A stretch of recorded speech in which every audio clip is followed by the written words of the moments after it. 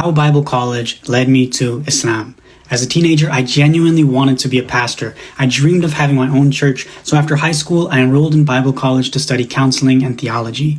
Now, I grew up in very Protestant churches, Pentecostal and non-denominational churches that believed in modern-day gifts of the Spirit, prophecy, healing, speaking in tongues. Yeah, I was one of those Christians, and I truly believed it. I experienced things that felt very real to me. And then I enrolled in a Christian college near me that happened to be Baptist, and my theology professor didn't believe those gifts still existed. He taught that prophecy and miracles were only for a specific time in history, and that they ended after the message of Jesus was spread by his disciples.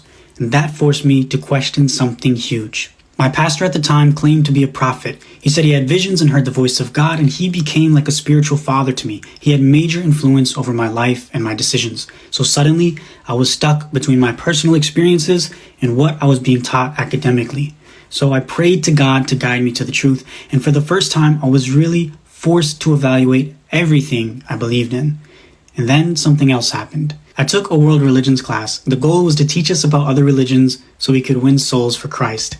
And when we got to Islam, my professor brought in 2 Muslim men to speak to our class. That was the first time I'd ever heard about Islam from the perspective of actual Muslims. They talked about believing in the same prophets, the similarities and differences.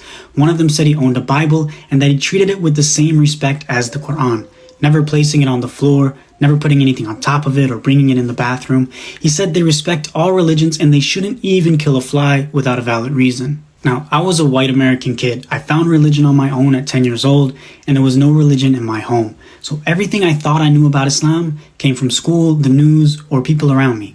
But I was open enough to listen. I still remained deeply rooted in my Christian faith at the time and didn't actually become a Muslim until about 7 years later. But that moment planted a seed. And here's the lesson I took from it.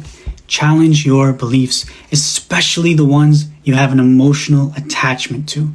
Ask God for guidance and be open enough to look for truth through all the noise and opinions.